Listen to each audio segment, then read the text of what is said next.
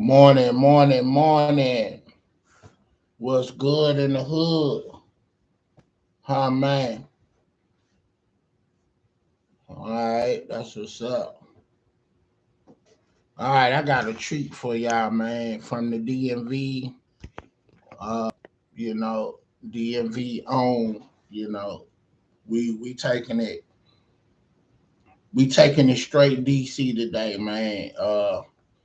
You know, got my drip on. You see that?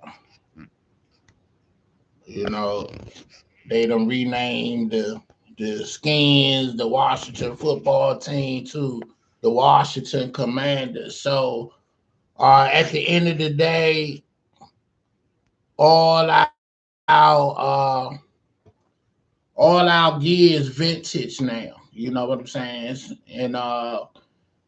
And to collectors, say like I have some friends that's in the military that's out in Alaska, and he asking me, he like, bro, send me you know a Washington football team jersey and a Commanders jersey. So a light bulb went off in my head. People that is from here that the left, that live different parts of the world, the Redskin drip, the Washington football drip is vintage now. So what that means to me is it's going to be worth some money down the line as collector's items. So everybody that got Redskin and Washington football team apparel, keep your stuff. Don't throw it away. Don't give it away, because at the end of the day, our pieces that we don't purchase over the years is going to be worth something down the line. You know what I'm saying? So, I probably won't sell none of my stuff, but maybe when I pass on and the kids grow up and you go on eBay and you got people that are collectors items, that are collectors, and like, like a John Riggins, like in my day, like growing up, that was the dude. So I need that jersey. So somebody will pay $200 for that jersey. That is a collector. You know what I'm saying? That's serious about their lineup of jerseys and apparel that they have. You know what I'm saying? So I'm just looking at it from a business standpoint, and so that's what it is. But yeah, man, I got a treat for you. I woke up feeling like no, I ain't wake up feeling like nothing. I told you my ride into work every morning, the mornings that I gotta go, cause my timeline of work is round the clock hours. So when I go to work in the mornings, I listen to Steve Harvey and his 11-minute inspirational moment. It be very motivating. And he talked about growth and change. You can't have change without growth. You can't have growth without change. So he be hitting on some dead on targets, far as his inspirational moments, and like I said, like he say, he do these motivational moments for him. It ain't for the audience. It's to release what's in his mind and in his spirit and soul about, hey, you know, this how I'm feeling today, and I just got a platform and I want to share it. So anything inspirational or uplifting, that's what I want to do. I want to come on here and uplift, motivate through some good stories, and I ain't on here to be the gossip, gossiper. you know, and you know, I mean, it's a lane for that. And Natasha K's and everybody that does that, that's what they choose to do, and for some reason they saw this as a lane, like Wendy Williams. I just saw uh an interview with Wendy Williams with Blue Cantrell, and you know Wendy Williams used to do one-on-one interviews, and that's, I think, how she got her show on the radio, or she might have been already on the radio. But once this podcast interviewing stuff started popping off years ago, Wendy Williams was out and interviewing artists, so Blue Cantrell, and this was in '03. So this how far back the podcast thing goes back, before it really popped. You know what I'm saying? And or it might have just been a regular interview that they recorded and then they uploaded it. So but it was very interesting, and it was cool because nowadays Blue Cantrell, everybody in their 50s and 40s. She was 28 at the time in '03. So uh she was young, beautiful. Nowadays, she's a big girl like Faith Evans, and I mean, she a woman. She done put some pounds on. She rich. She fat. She happy.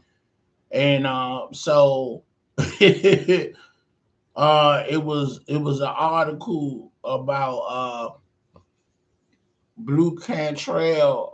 Where is she now? And anytime they talk about Jay-Z, they talk about the affairs, the ladies in his life, and she come up. So they had a picture of a big fat lady, which I didn't think it was her, but that's what made me look at the video that they did, and it wasn't her. But she did gain weight. I mean, she looked, she ain't obese, but she done gained some weight. And she recently gigged in United Kingdom, and you know, uh, she looked like a grandmother at the end of the day. Ain't nothing sexy about her.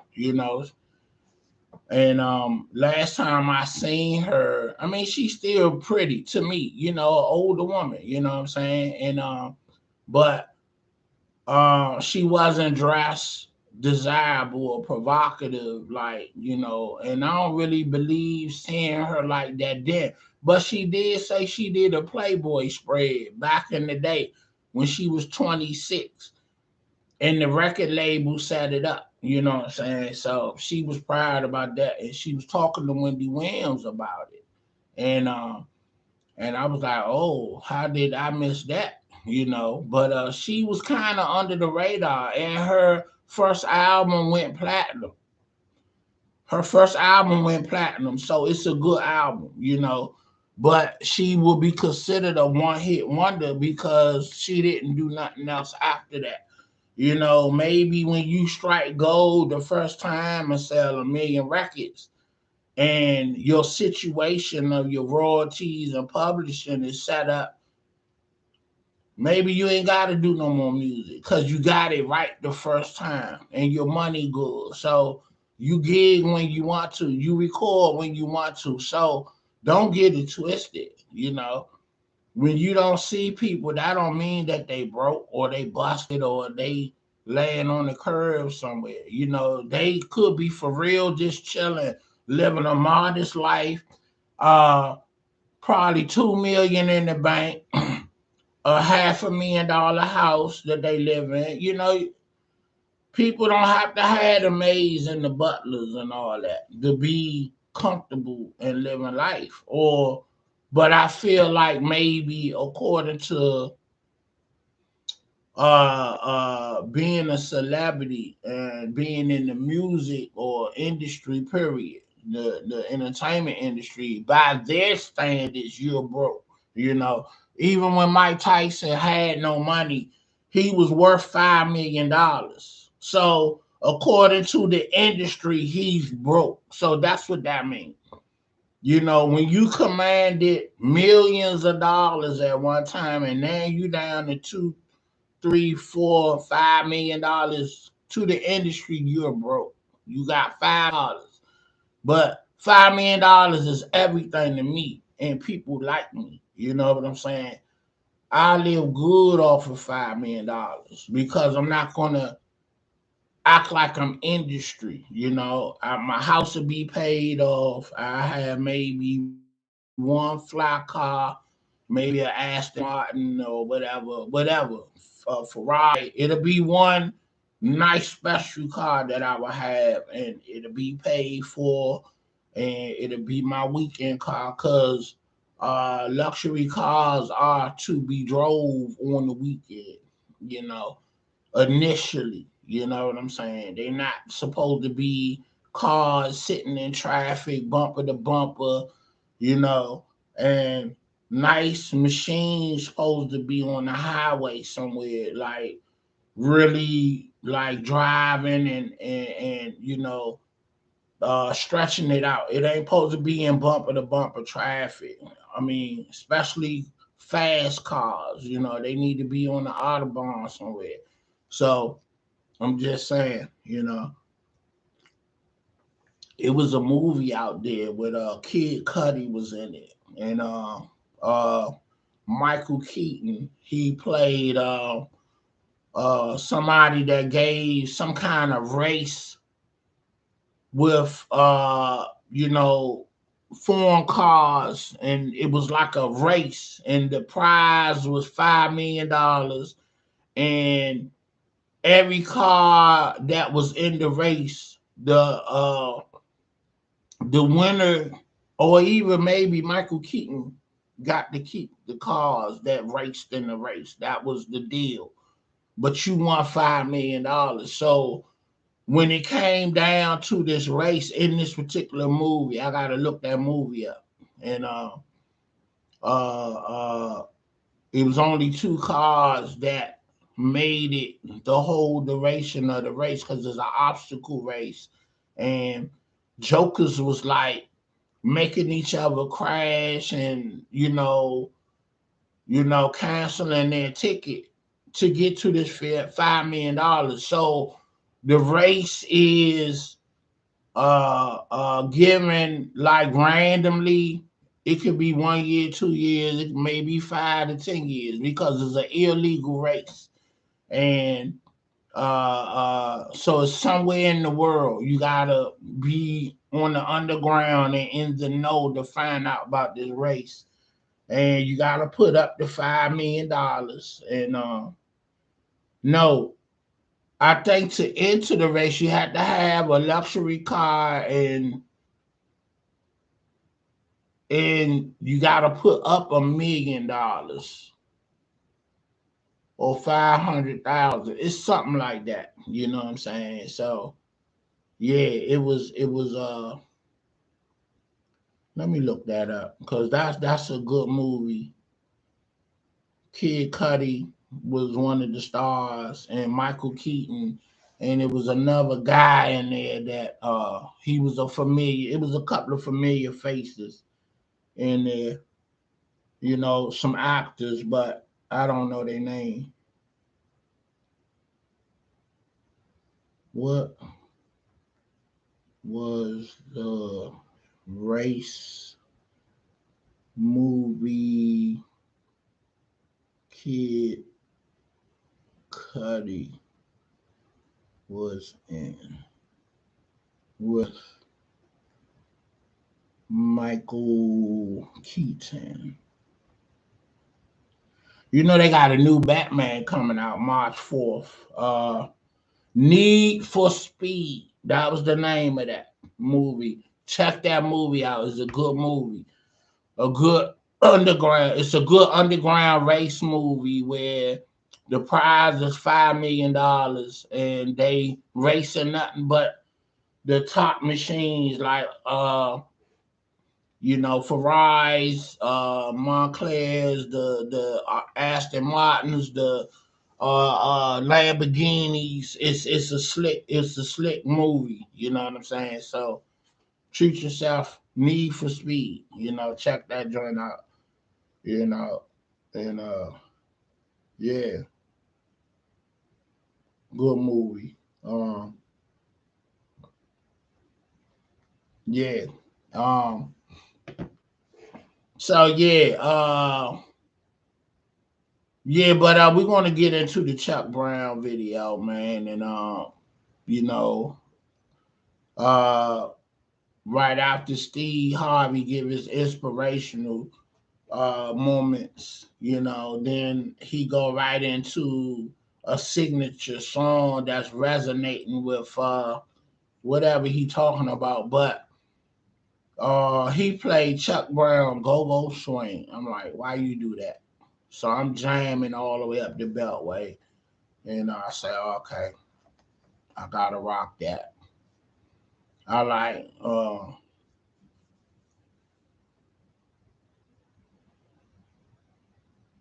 and I got a treat for y'all too. I got a I like comparing songs, and I just heard a song today. I'm not gonna tell you. I'm gonna wait till I do the video. So I got some joints for y'all, man. It's 6:55 in the morning. I'm up. You know what I'm saying? Drinking my coffee, and had to go get the grandbaby. Our daughter got to go to work, so I'm on granddaddy duty. You feel me? And you know, uh, my wife engine light came on, so we put the cold thing on it. So it says something about the thermostat need to be changed. So I'm gonna call my man James and tell him the codes and look it up, and we probably roll over there, see what's good with it. It's something small, ain't nothing smoking or nothing, and or burning. So she looking stressed. I'm like, it's nothing big, chill. you know. So it is what it is. Um, her vehicle is paid for, so she on her fifth year with no car note. So you winning, So whenever you gotta pay for something that go wrong on your car that's paid for, you winning, because you're not paying a car note, so it's worth it to get it fixed. She looking at a new vehicle. We went to the car show, and she liked the Lexus RX something. She liked the little mini trucks. And you know, I love the big Navigator SUV, any big joint. But at the end of the day, I need me a car because I'm somebody that I need to get the moving on that beltway. Especially going to work and um, you know, it's just beneficial to me to keep a car. So, um, since we already got a truck in the lineup, we don't need two trucks just for show. I need what I need, So I need a car that can, you can't do that with a truck or you're gonna flip that joint. And I ain't trying to do that. So so we good money, Thank God for that. But uh yeah, I got Chuck Brown, the Go Go Swing, and I think I'm gonna go ahead and do a reaction to "It's a Beautiful Life." You know, uh, I might just go into it. Uh, right after this joint. So yeah, let's do that. It's only right. All right, let's get into the visuals. Chuck Brown. Go-Go Swing and the reaction to It's a Beautiful Life. I miss my man Chuck. Um, I seen him at the LaFonte Blue like just before he got sick and went in the hospital. And my boy Lee had a video of us. I mean, you know, we partying up front, and he was recording Chuck Sweet Cherie. Sugar Bear was on the stage with Belladonna, and Sweet Cherie was dressed like him with the hat, and she had a guitar on with the beard and stuff, glasses, looking like him, right? So I don't know what was that about. Was it a special day, like some kind of anniversary for all of them, or what? But but the whole show was nice, and that was like the last time I saw Chuck. And my man had it videoed and sent me the video, and I deleted that drink after I saw it. I'm like, knew Chuck was gonna get sick and didn't bounce back from it. You know what I'm saying? So I kicked myself about not recording that video, but I wasn't in the frame of mind like I am now about the podcast and recording and all that. So I missed a great video that I could have had in my arsenal to show y'all, man. But it's what it is. I got the memory of it, and I do have a pic with Chuck, and that is in my archives, and that a memento that I have forever. All right, let's get into it, man. It's go Saturday, man. Let's go, man. Let's go. Let's go, baby. We get ready. Give you that go swing. Let's go.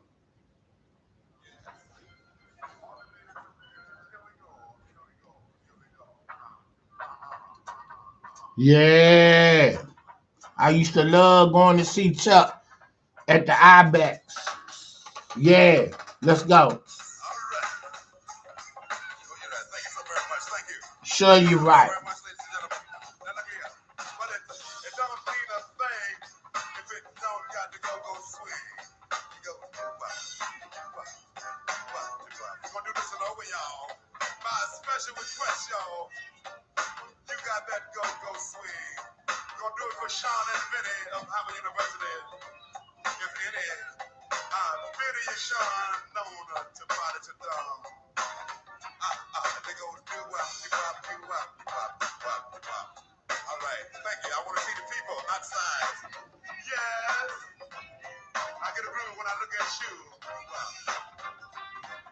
Like the artwork, whoever did that artwork. The Chuck Brown Express, the Soul Searchers. All right, that's the original crew right there.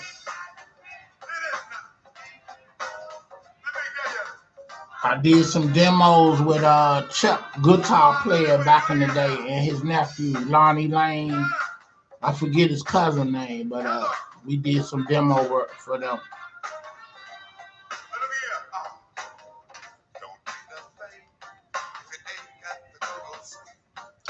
Do wop, do wop, do wop, do wop, do wop, do wop. Yeah.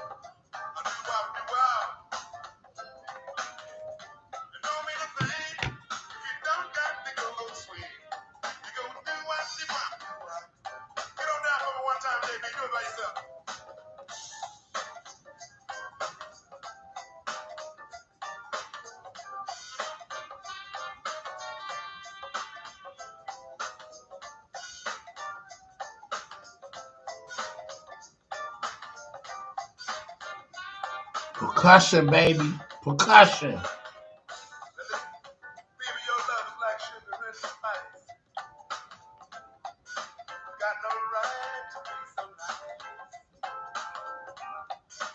That was the crew right there. The original. The Soul Searchers.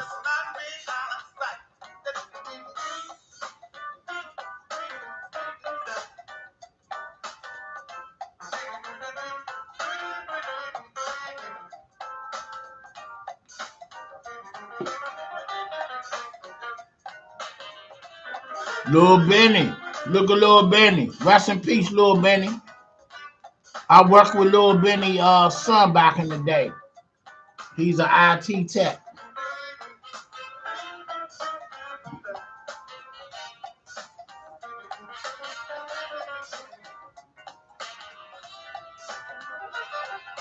And y'all gonna get me started today, man.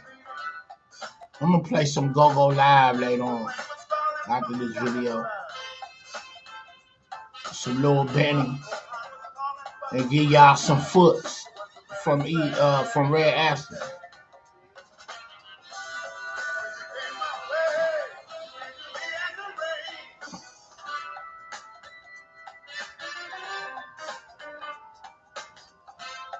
Alright, I ain't gonna give y'all this whole 15-minute jump, man.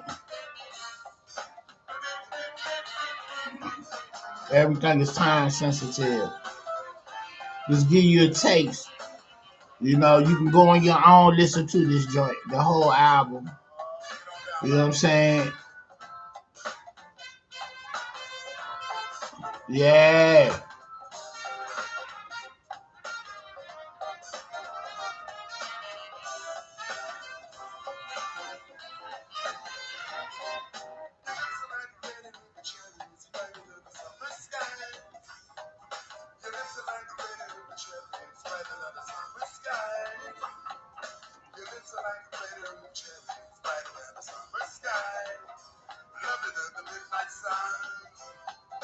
Chuck had the cigar going, oh man. Yeah.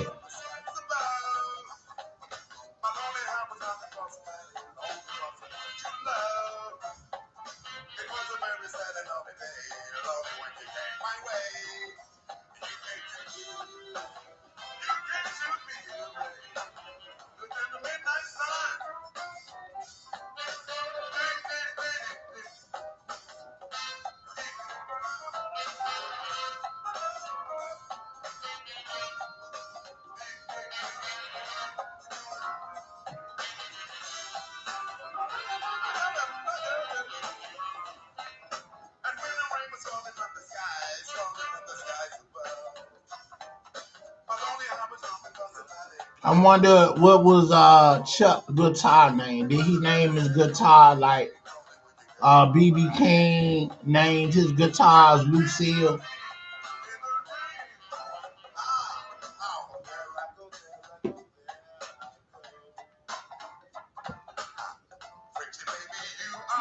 Alright. That's enough of that. Hold on, I like that artwork right there. We got that artwork. That look like Anacostia Pop right there. When I look at that background.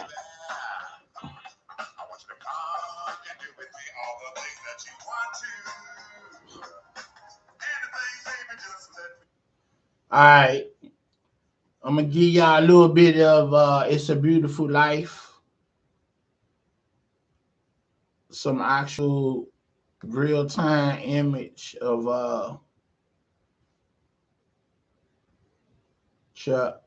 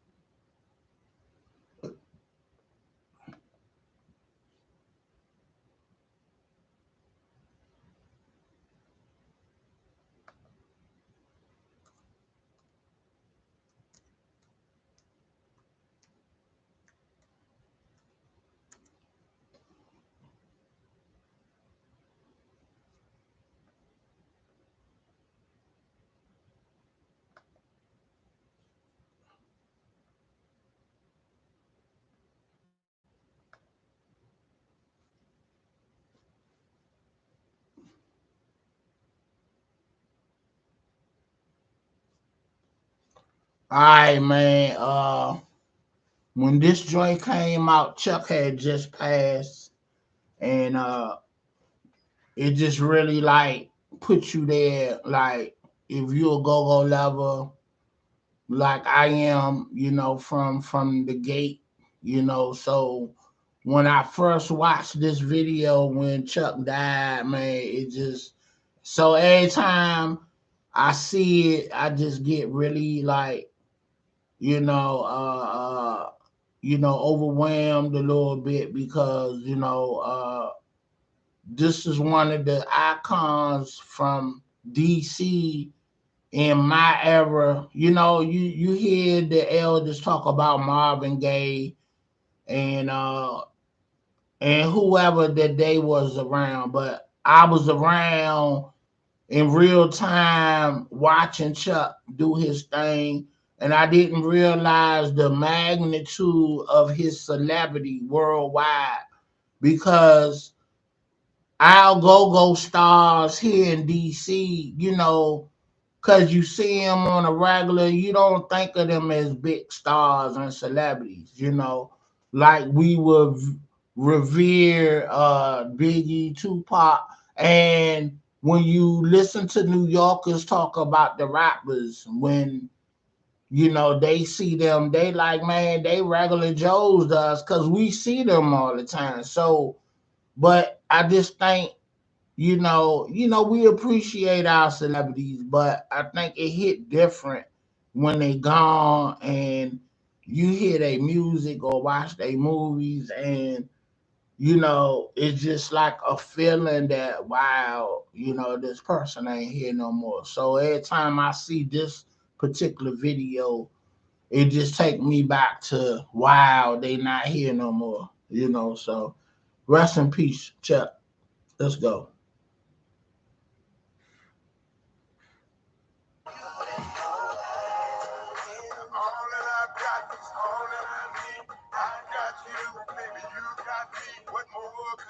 I still got to get over there to that park, man. I used to work at the retirement facility over there on 18th Street, where his park at. I'm gonna get over there.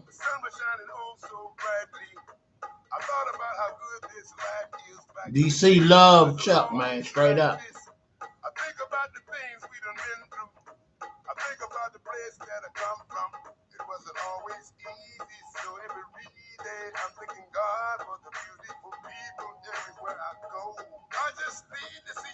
People love Chuck, boy. I'm trying to tell you.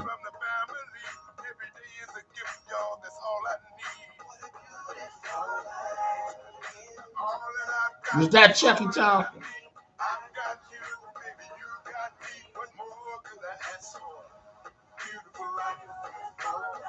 He's a big Tony.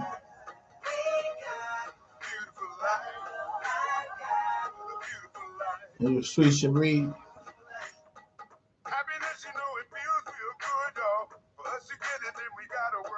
Lil Benny Way, huh, man?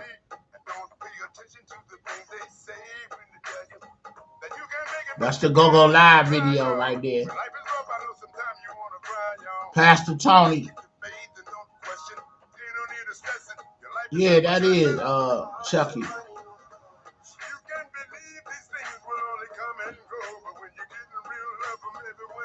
It's a story of Chuck Look with the hat and the cowboy boots. He did a collaboration with a country music artist. I don't know what artist, but it was down in Nashville somewhere down there. And Chuck said everybody had on cowboy hats and cowboy boots. So that's how he got that style that he wore, from the time that he started wearing his hat and the cowboy boots. You know what I'm saying? So he took that from that country music experience, that collaboration he did.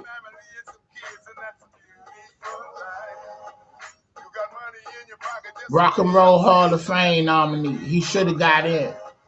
You know, look at Tony Lewis. Yeah, that's right, Daddy. You damn right you lived a beautiful life. Who can say at 75 their career hit its heights? You touched so many lives, you changed so many things. That's the pop right there. Councilman Gray. That's his daughter KK.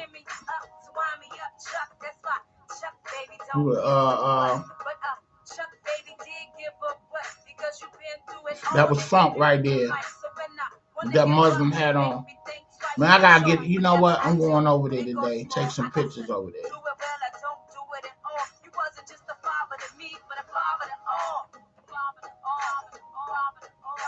Look at that, Mind Barry. Okay. This is an iconic video. If y'all